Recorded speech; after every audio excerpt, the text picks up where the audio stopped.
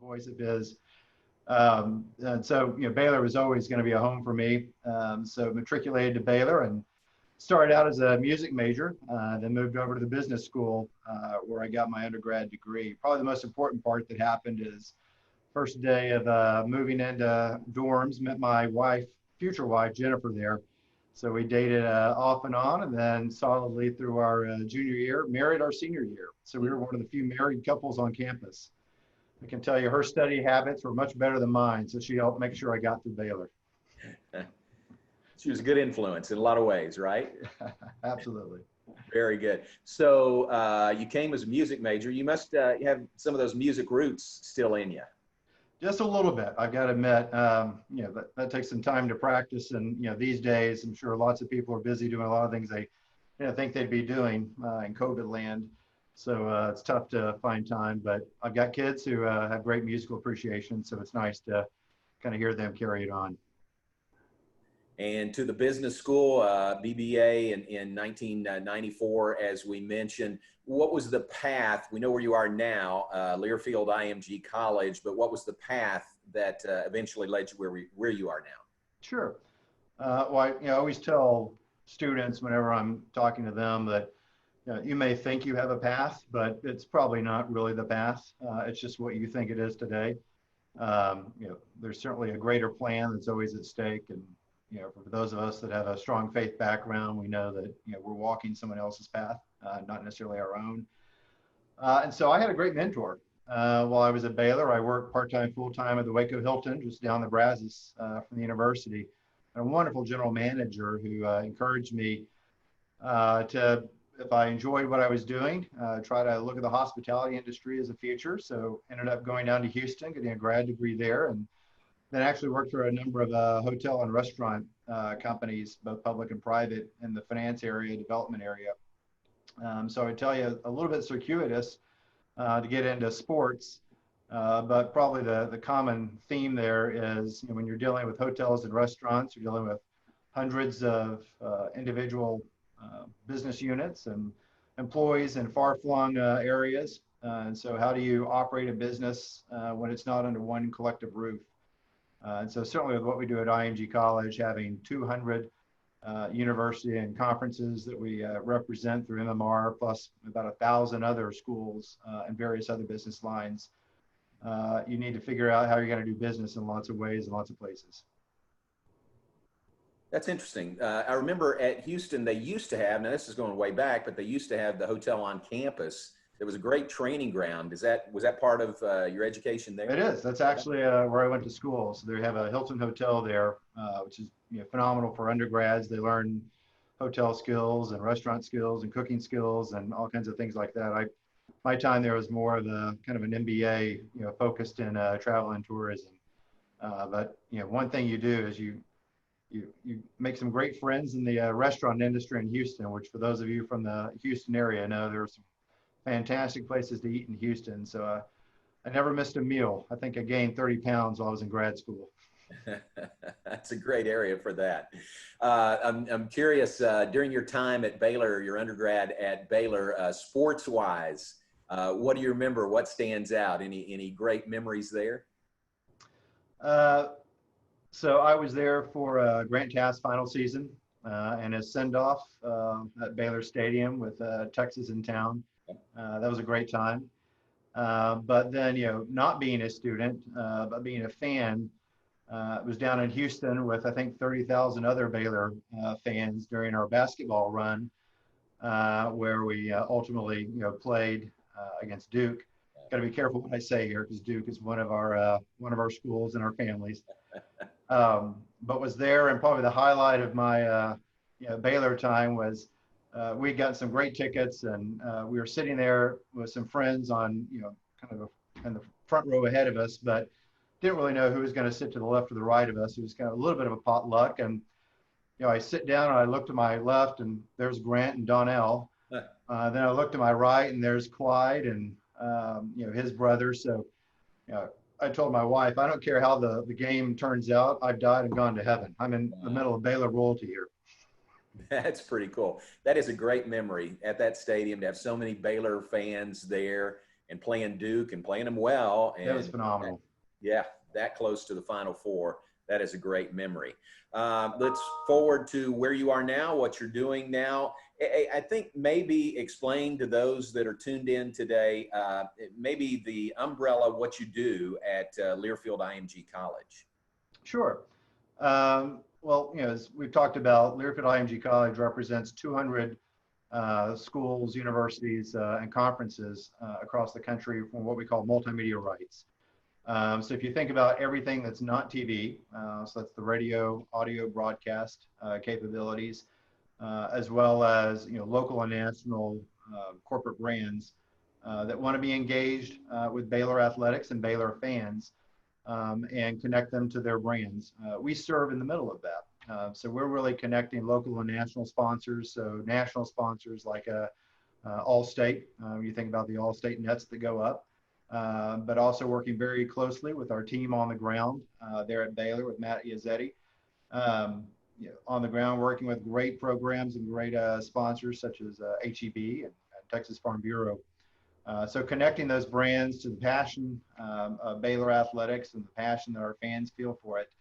That's really what we serve on the multimedia rights side. And then we have other businesses that also serve college athletics, many of which Baylor are connected to, including licensing representation and royalty management, as well as digital platforms such as our website and ticketing platforms, so that when you buy your tickets, you're actually buying them through our Pacquiao and ticketing platform. So a lot of ways that we serve the collegiate space to try to make ourselves helpful to Mac Rhodes and his team, as well as the ADs across the country. Well, I can say it's been a marvelous relationship between Baylor and when it started, it was ISP, then it was IMG, and now it's Learfield IMG College. And what about that massive merger between Learfield and IMG that happened a year ago, I guess a year and a half ago now? Yeah. It really does give, like you said, 200 schools, 200 plus schools around the country. It really gives you a lot of bargaining power. I mean, a lot of clout in the marketplace. Right. I mean, it really gives us a chance on a couple of levels. One is to be able to approach large national brands that want to engage in college athletics. It's very challenging for those brands to do it in college. It's easy for them to call up the NFL or NBA and strike a deal for the league. Very hard in college because college is very much a collection of hundreds of institutions across the country, some of them banded together in conferences. But even then, people think of the NCAA as being like, the NFL shield with Goodell as commissioner and Emmert being the commissioner of the NCAA, but that's really not the case in college. It's very much a ground level grassroots organization.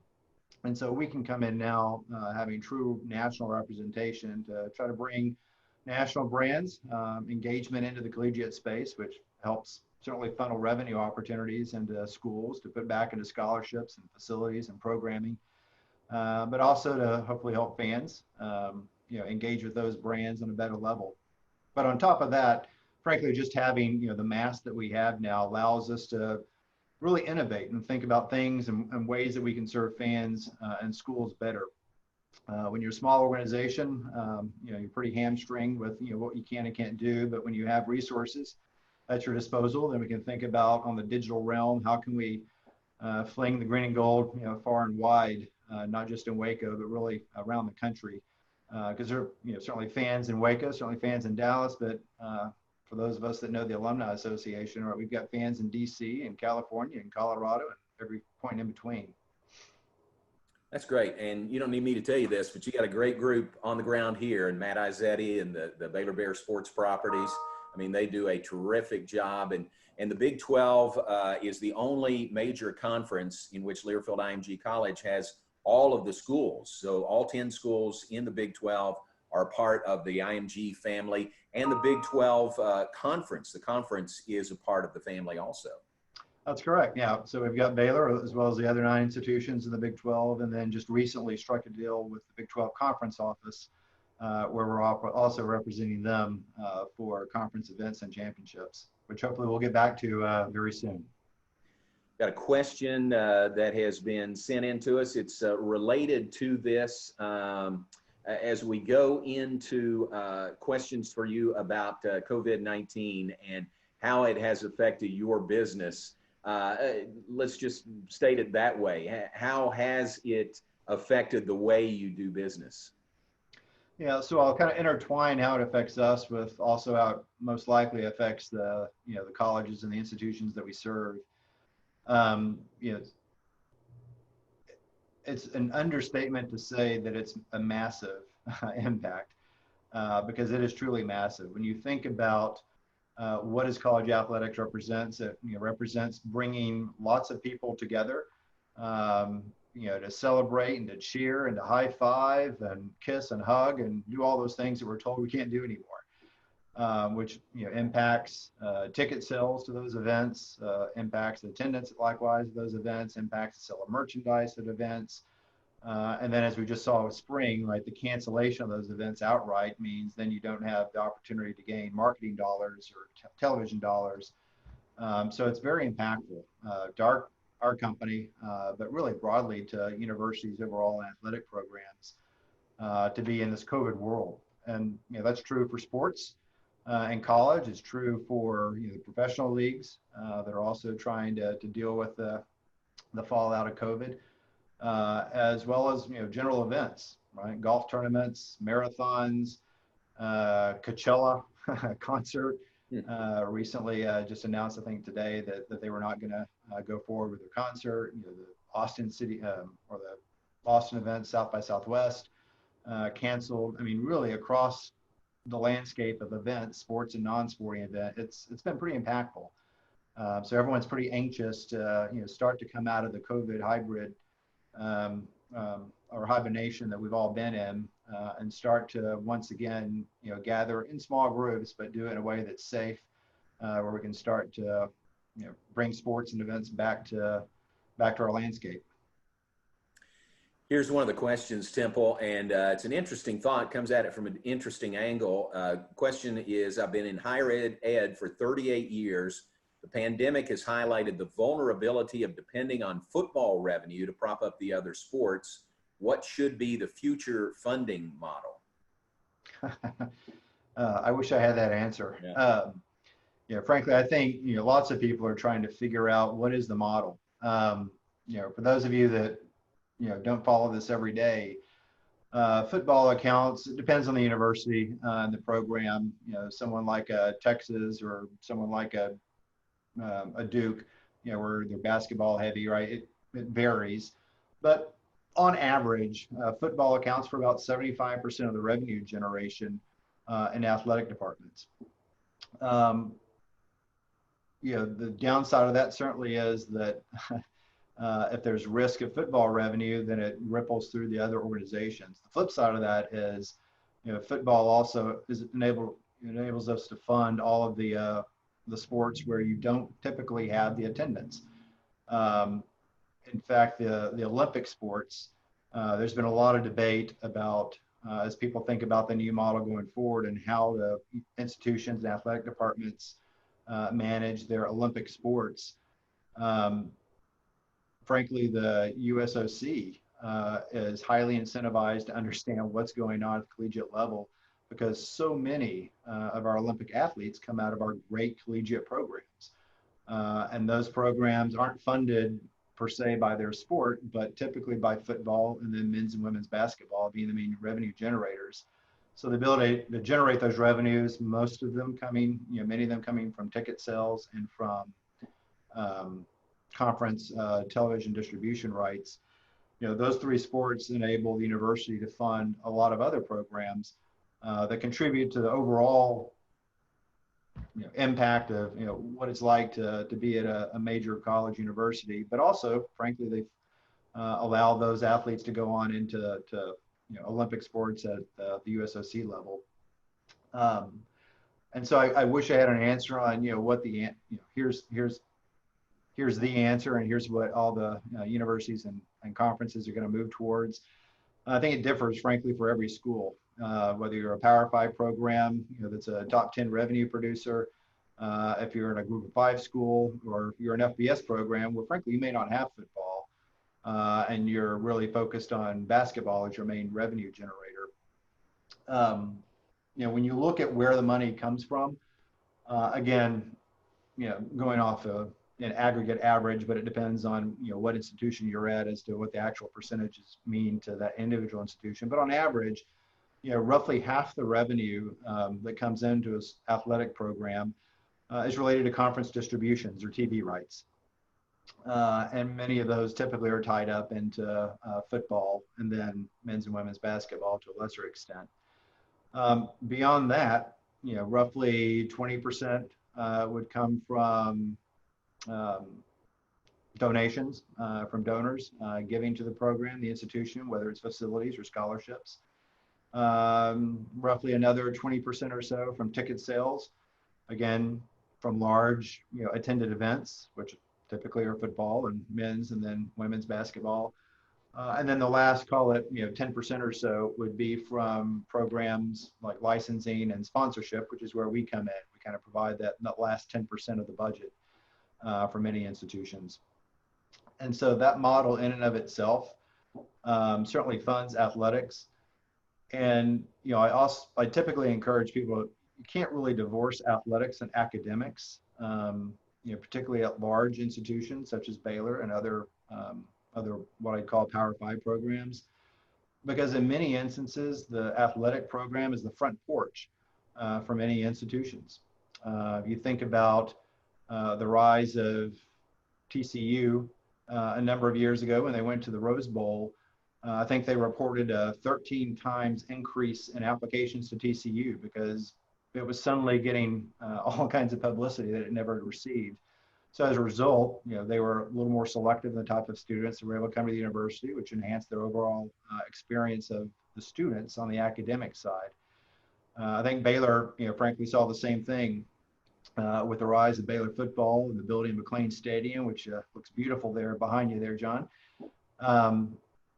That academics benefits from athletics and athletics benefits from academics. So it's hard to divorce the two and say you got to go fix one without really taking a step back and looking at the entire, higher ed model and thinking about, how does the revenue flow into universities, both academics and athletics, and how to solve that. And frankly, that's a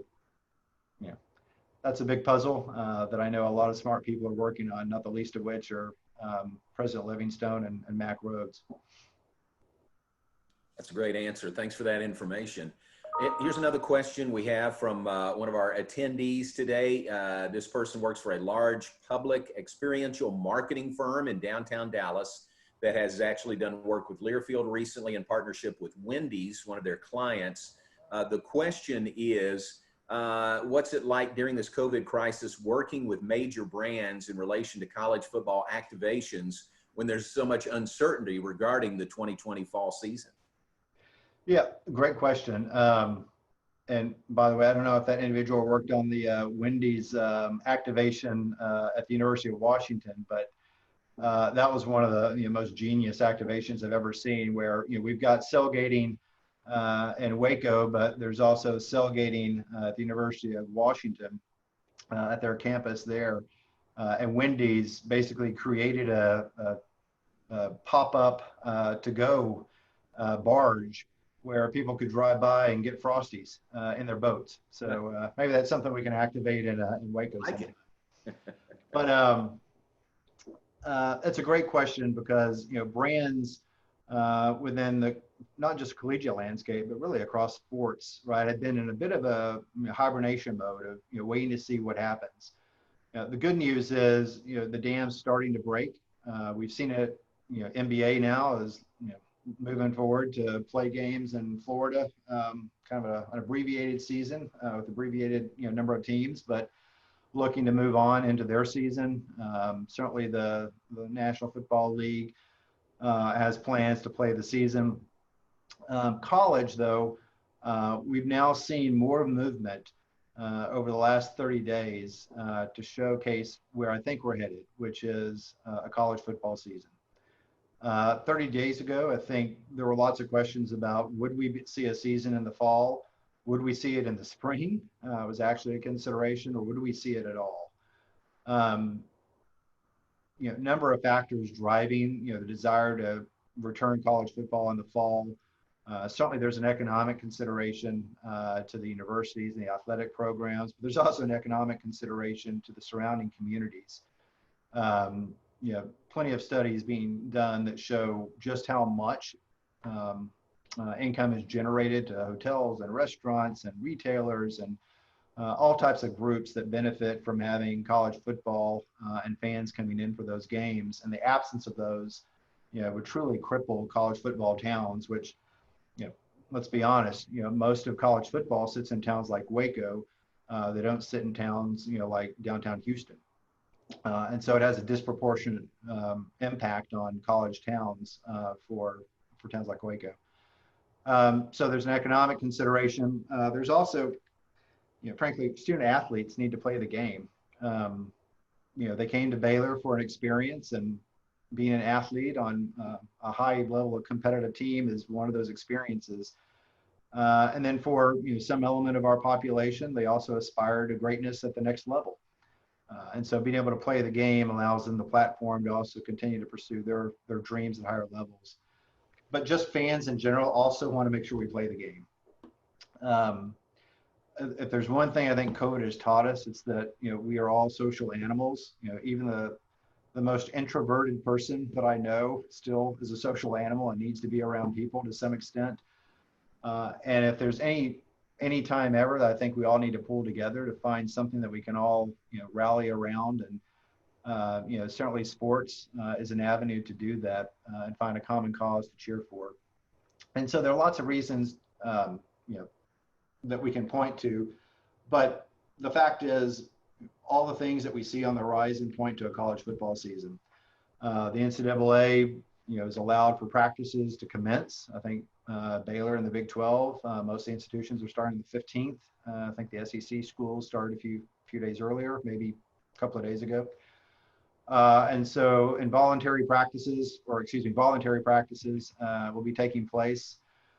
Football Oversight Committee for the NCAA, I think they're due to report out here pretty soon what the practice regime would look like, what the workout regime would look like. And I think it's probably going to be, instead of a 4-week preseason, it'll probably be a 6-week preseason is what it's going to look like, which would then have players in shape and game plans ready for the opening of college football, which for most schools is the weekend of September 5th. Handful of schools play, I guess what people call the 0 week, the week prior to that, but there's only a few schools. Really, September 5th is kickoff for all intents and purposes. And so the machine is moving to say we're going to get our players back on campus. We're going to start getting them in shape. We're going to start running them through routines and practices. But all of that has to be done in a way that's safe to those student athletes, as well as the fans that want to attend the games. And there's an immense logistical planning that's gone into it. And I think Mac Rhodes, our AD at Baylor, who, by the way, is one of the top ADs in the country. That's not just my Baylor degree speaking. It's recognized by NACTA, which is the leading athletic directors association in the country. Baylor has an incredible AD in Mac Rhodes. And Mac sits on one of the committees for the Big 12 to basically bring back football, from its hiatus and its normal routine that it would be in the summer. And so you think about the logistical challenge of bringing back student athletes and doing it in a way that's focused on health first, which means what's the testing protocol going to look like? We've seen in a number of cases where some athletes have come back and they have tested positive for COVID. And so ensuring that you get the protocols in place to remove those students and keep them healthy and keep the rest of the teams healthy and keep the coaches and staff around them healthy. But then once the game starts being played, you also need to ensure the fans are healthy. So there's a lot going into it. And I probably over-explained what probably was a very simple question. But the answer on the activation front is that sponsors, I think, have been sitting a bit on the sidelines to say, is there going to be a college football season? I think we can say with good degree of confidence, yes, there will be a college football season. May look a little bit different than we're used to seeing it. But the activations, the great thing about forward-thinking athletic departments and marketing groups that want to connect with brands is the only limitation that we have is our creativity. And so how do we reach fans and activate those fans on behalf of the brands, whether it's in the venue, whether it's outside of the venue during game day, or frankly, game day consists of 12 Saturdays. Last I checked my calendar, there's 350 some odd other days of the week. And so how do we ensure that we can activate fans and their affinity for athletics and the brands all year long in the name of Baylor Athletics? So that's how I think we're thinking about it, and how many of our brand sponsors are thinking about it. That's really interesting, and it's not a simple question. It's not a simple answer to anything that we stated to you. Here's another question from one of our attendees, Elizabeth George. Along those lines, have you had a shift in-person sponsorship, client opportunities, a shift to more digital opportunities? If so, have your clients been open to reaching audiences in the new format, or do they prefer the impact that they can make in person? Yeah, the way we've always viewed fans is, you don't want to really reach them through one media. So typically, when we put together sponsorships, they're as in the form of packages, or marketing solutions are in the form of packages. So being able to reach the fan through audio, being able to hear John Morris's voice, being able to reach them through in-venue activation, so being part of the actual experience, but then also reaching them digitally. So we always kind of viewed it as what's the package that best meets whatever the brand sponsors target is, and crafting that package for them. But I would agree that we've absolutely seen an uptick in the interest in digital. That's not just true for our industry. I mean, look across, we're, instead of sitting in a hotel meeting room having this meeting, we're on something called Zoom, which I don't think 3 months ago we ever would have thought about or considered doing. Right. So it shows what happens when conditions change. You also have to change your mindset around those. And so that's where having great partners who are forward-thinking brands and forward-thinking athletic programs allow us to continue to do what it is we're trying to do, which is generate revenue on behalf of our universities so that they can pour it back into the student athletes and their experience, but also helping our brand partners better connect with fans to get their message across. Very good, thanks. Got a couple questions that are TV related. And you said earlier, you don't, Learfield IMG College doesn't really control the TV rights. That's conference-wide. But you could speak to both of these. Case and White asked, first says, loving the call. Thanks for putting it on. Quick question. What's your view on the future of college sports in terms of viewing experience? For instance, will we be watching football on ABC, ESPN, CBS in 20 years, or will it all be on separate, different platforms? That's another great question. So the shift, right, obviously is, this what's called OTT, over the top. If you just take a ESPN as an example, not to pick on them or to call them out differently, but right, they moved from a model that was very much cable centric to now it's cable and OTT. There's an element of the population that doesn't have the bandwidth to go OTT and watch games in high def like other parts of the country. 20 years from now, possibly. Tomorrow, no. And then on top of that, contracts aren't written to expire every year. They're written over multi-years, particularly the multimedia rights on the television side.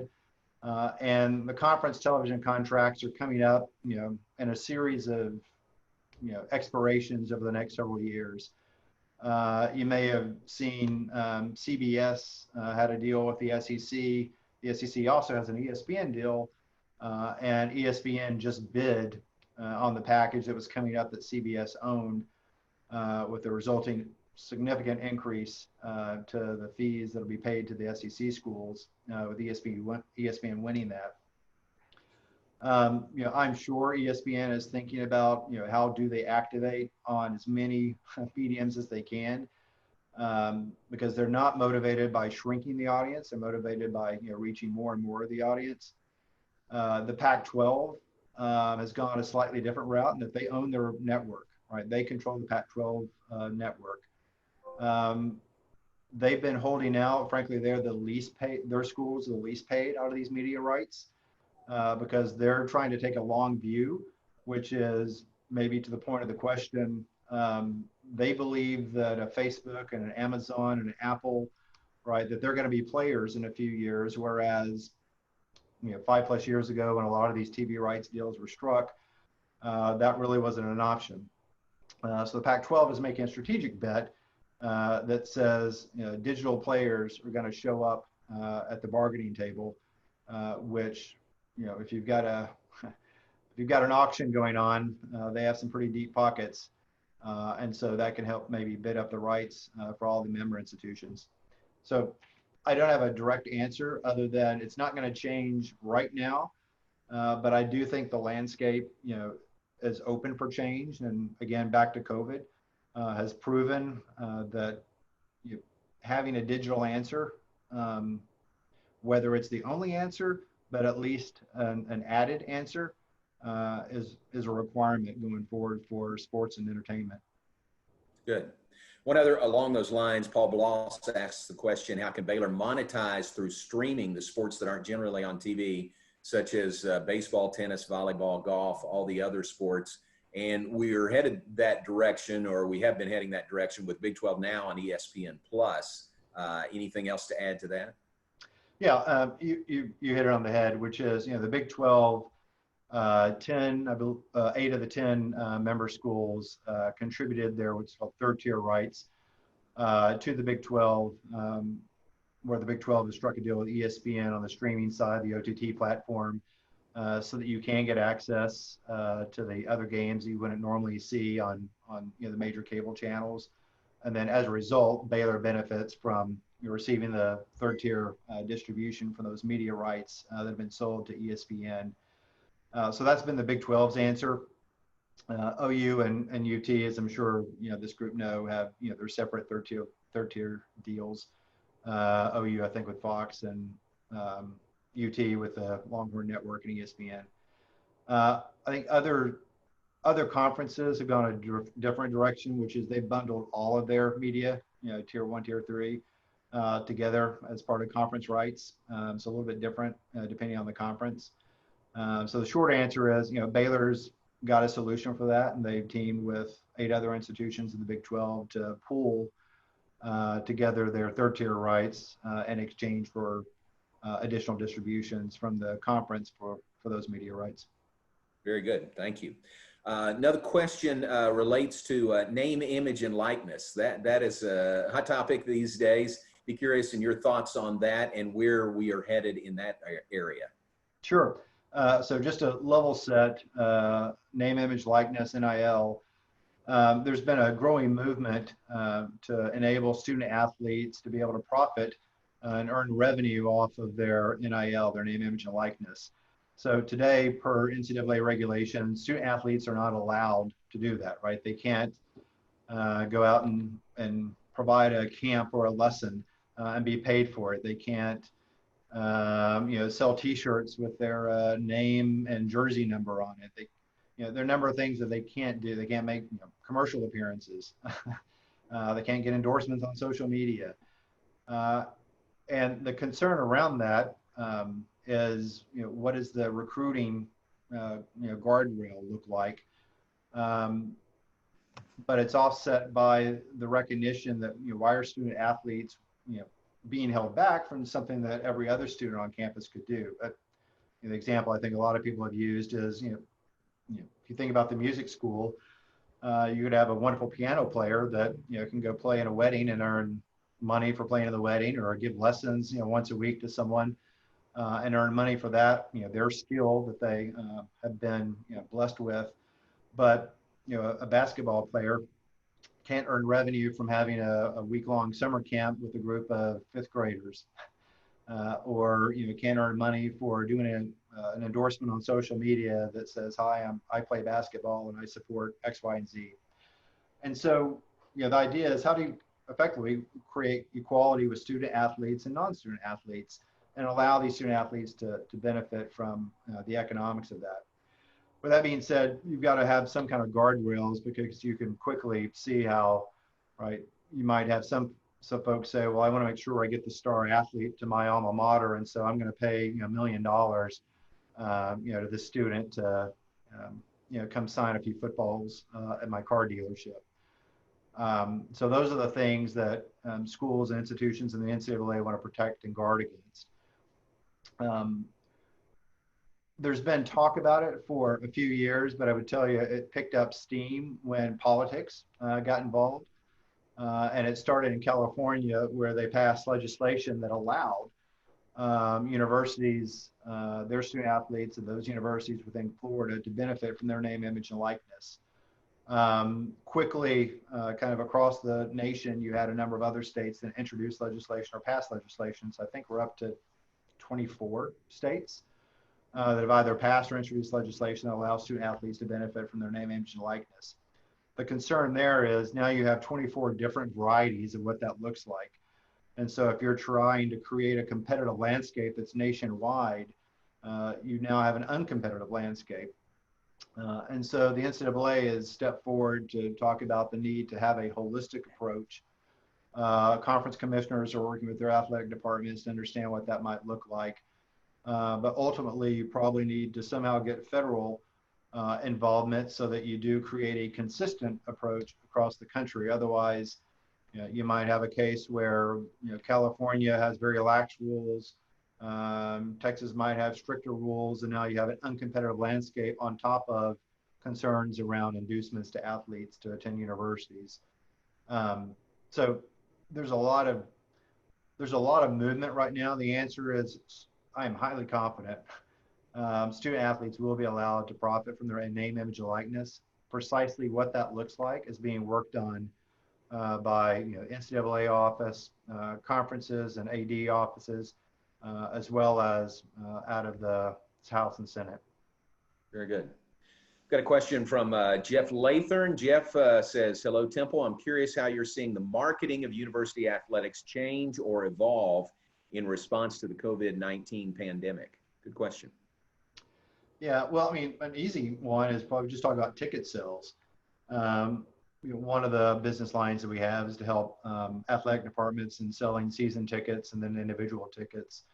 And there's been, I would call it, some hesitancy and some, leeway in terms of sales of season tickets. So what the typical season ticket pattern has changed.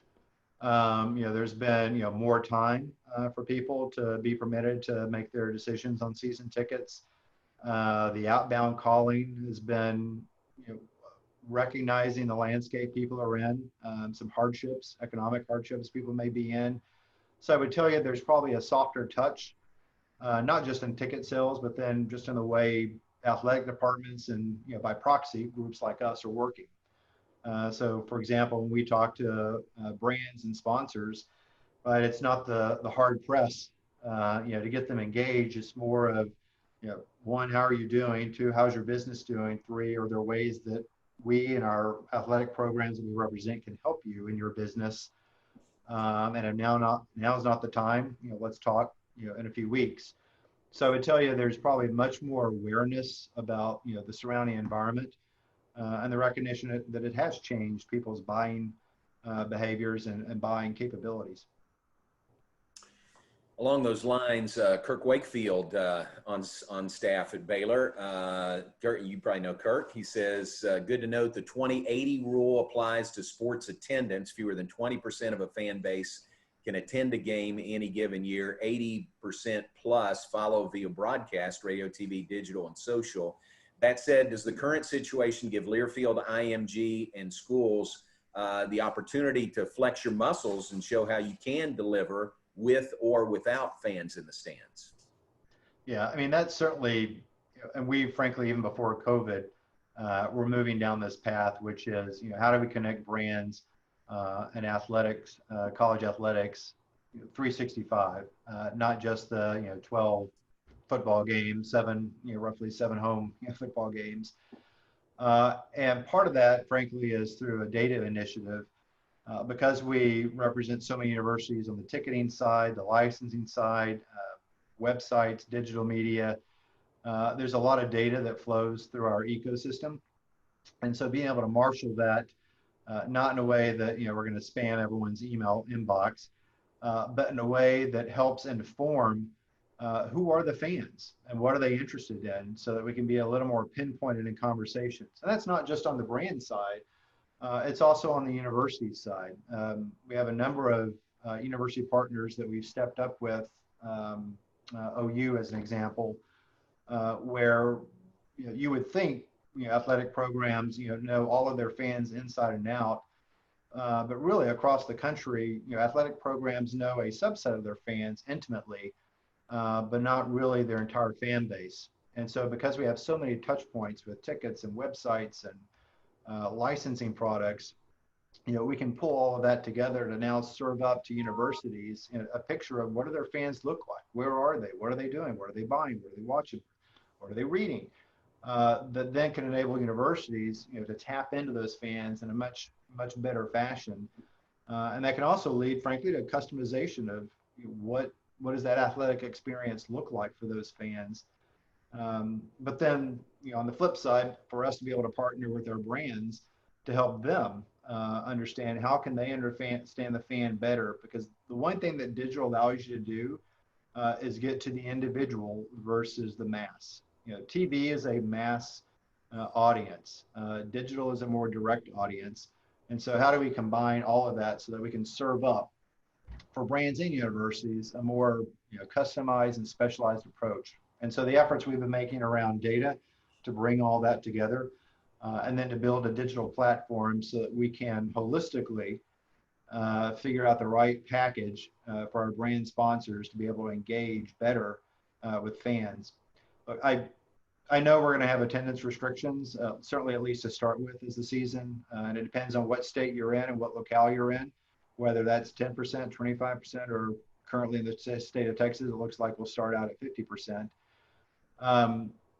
But as Kirk rightfully pointed out in his research, there's a lot of fans that can't attend the live event in the stadium that are just as passionate about following Baylor athletics. And so the ability for us to connect with them is important, and we're actively pouring resources into how do we do that, not just to handle COVID and this upcoming fall, but frankly, how do we do it to help our universities and our brands in the years to come. Very good.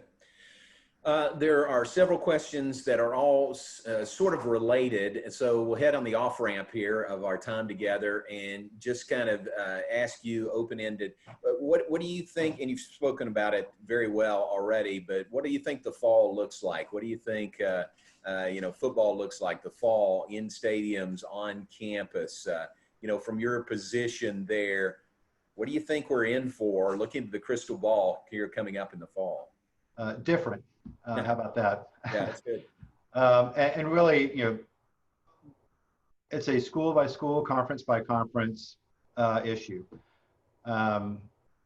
Because recognize, what will determine, how many people and what events you can have starts with health and government officials. So here in the state of Texas, it may be 50% attendance and you can have events. And other locales, it may be that you can't have events until a certain date, which may not coincide with the start of football season. Or you can have the events, but without fans until a certain date.